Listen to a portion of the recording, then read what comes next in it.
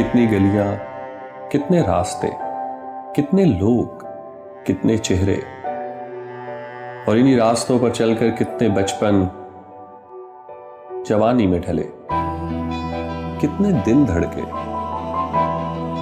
मगर उनका क्या, जिन्हें इन रास्तों ने कभी कबूल ना किया।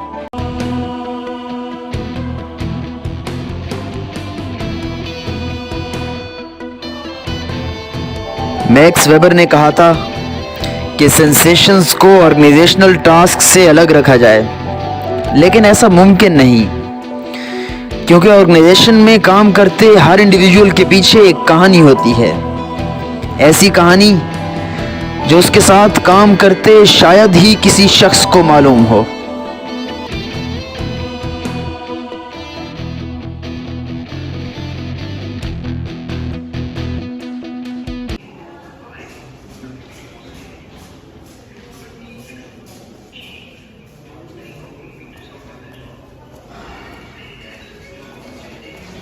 Good morning sir. मैंने कल वाले ऑर्डर के डिटेल में मैंने प्लेस कर दिया था। नेक्स्ट मुझे फर्दर गाइड कर दीजिए मैंने क्या इसमें चेंजेस करे।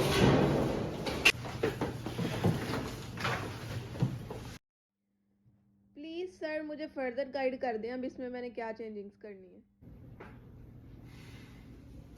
रुबीना, तुम मेरे साथ आ जाओ।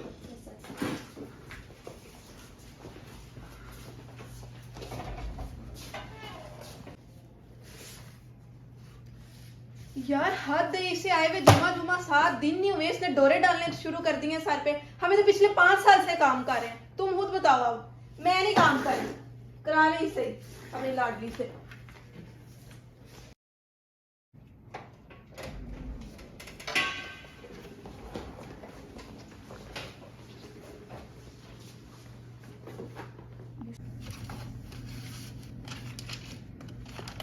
चलो मेरी फाइल तो पकड़ाना।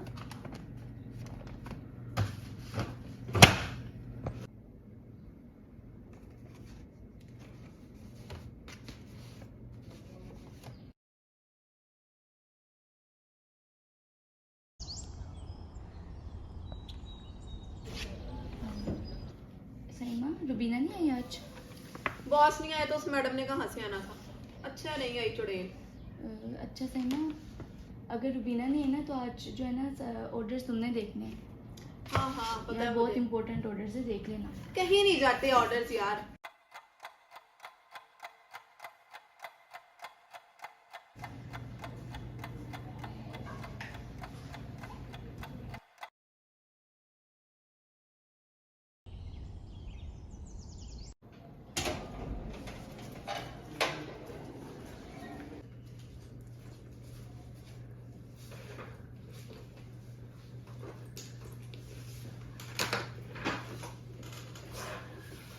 आ गई है तुम?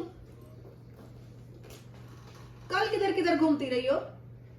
वो मैं कल कुछ निजी मसरूफियत के तहत नहीं आ सकती। मालूम है मुझे, तुम्हारी सारी निजी मसरूफियात मालूम है।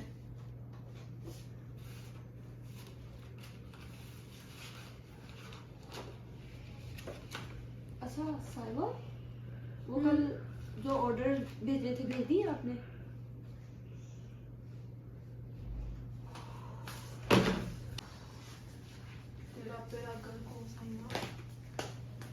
किसी ऑर्डर्स देना बस।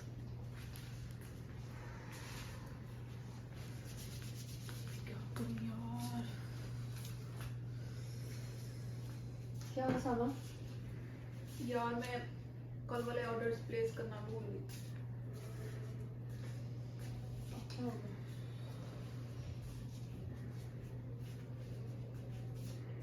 स्टॉप।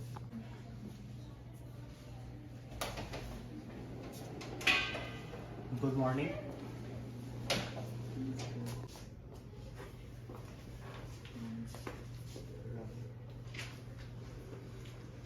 अच्छा, तो वो कल वाले ऑर्डर्स बहुत अहम थे, भेज दिए थे?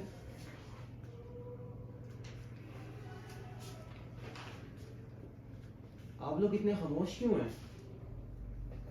मैं पूछ रहा हूँ, आप लोगों ने कल वाले ऑर्डर्स भेज दिए थे? तुम सब मेरा मुंह क्या देख रहे हो? कल वाले ऑर्डर्स भेजना किसकी जिम्मेदारी थी? किसकी जिम्मेदारी थी कल वाले ऑर्डर्स भेजना? मेरी जिम्मेदारी थी। तो यू इडियट, कंपनी चाहे बंद हो जाए तुम्हें ख्याल नहीं आया भेजने का? तुम्हें नहीं पता वो कितना अहम कस्टमर था? सॉरी यार व्हाट सॉरी, वो हमारे अमेरिका वाले इतने इंपॉर्टेंट क्लाइंट थे, उनको ऑर्डर्स भिजवाने थे, उनको भी क्या जवाब दूंगा? तुम लोग तो ये अपना सैलरी चाहिए होते टाइम पे। Sorry sir. यार व्हाट सॉरी, कंपनी बंद हो जाए तुम लोग सॉरी कहते रहो। और तुम लोग क्या मेरा यहाँ पे तमाशा देखने आए हो? तुम लोग जाओ यहाँ से, दबा जाओ।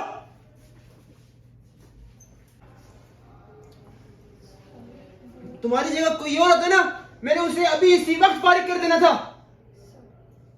क्या सॉरी यार, क्या सॉरी?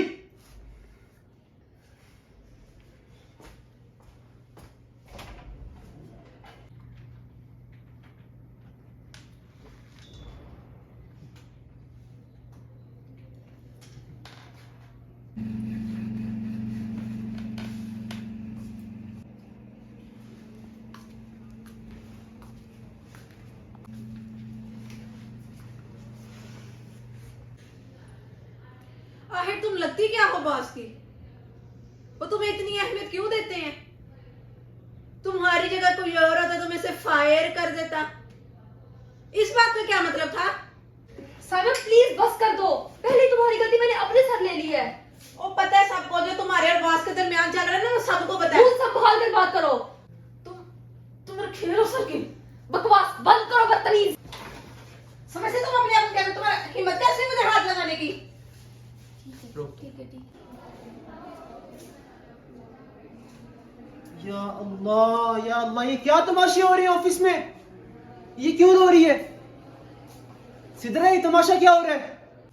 सर ये इन दोनों के आपस में। तो आखिर वो क्यों? क्योंकि आपने इसे लाडली बना रखा है। आप इसके अलावा किसी को अहमियत ही नहीं देते। हम पिछले 5 साल से काम कर रहे हैं और इसे आए हुए 5 दिन नहीं हुए और आपने इसको इतनी अहमियत देना शुरू कर दी है। गुड।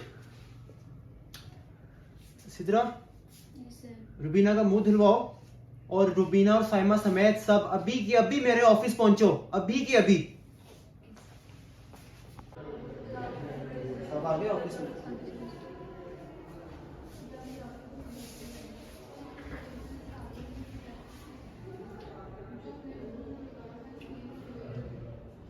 साइमा, आप लोग रुबीना को कितने अरसे से जानते हैं? यही कोई 1 माह 1-1.5 माह से। 1-1.5 माह से, ठीक है। और आप लोगों को पता है मैं रुबीना को कितने अरसे से जानता हूँ? पिछले 10 सालों से मैं रुबीना को जानता हूँ। पिछले 10 सालों से मैं इनसे वाकिफ हूँ। मैं चाहूँ तो रुबीना आपकी कहानी में खुद भी सुना सकता हूँ, लेकिन मैं चाहता हूँ कि आप अपनी कहानी खुद सुनाएं और खुद बयान करें। आज से 10 साल पहले मैंने सारिम से भाग कर शादी की थी। मैंने वो काम किया जो इस माशरे में सबसे घटिया तरीके से किया जाता है, मगर सारिम ने मुझे बहुत इज्जत दी, मुझे बहुत मोहब्बत दी। हम दोनों साथ में बहुत खुश थे।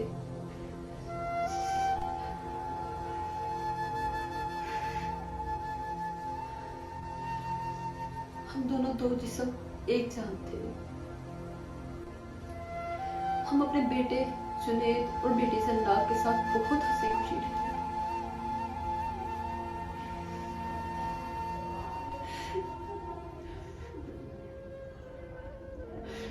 कि अचानक एक दिन जब मैं घर वापस लौटी,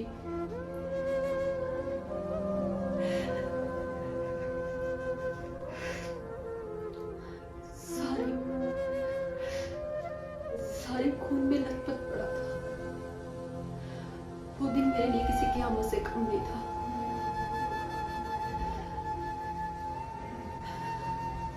उसका तो कोई भी दुश्मन नहीं था। वो तो बहुत एक अच्छा इंसान था। पता नहीं किसने इतनी दुश्मनी निकाली है उसके साथ। यहाँ की अदालतों ने भी मुझे कोई इंसाफ ना दिया। मैं अकेली लड़ती रही।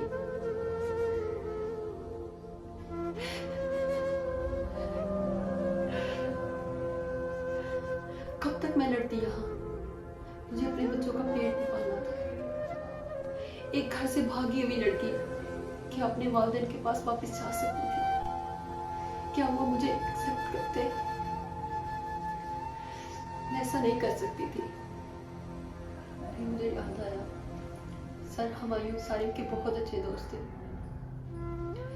मैंने कैसे भी करके उनसे राब्ता किया, उनको बोला कि मुझे अपनी फर्म में जॉब दे दे। उन्होंने मुझे इस शर्त पे जॉब दी कि पहले मैं 1 महीना काम सीखूंगी।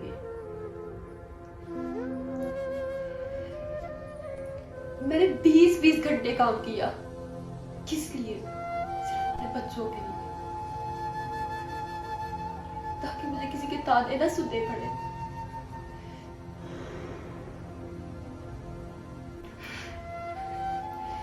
मगर आज मुझे लगता है वो मेरी सारी मेहनत जाया गई। आपने मुझे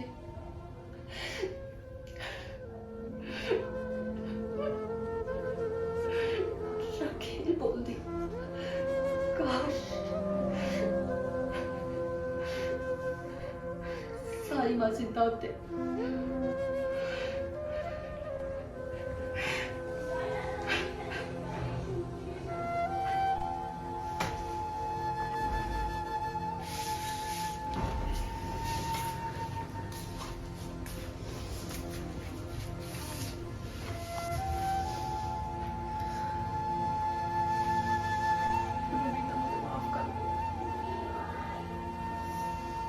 मैं तुम्हें गलत समझती रही। प्लीज मुझे माफ कर दो।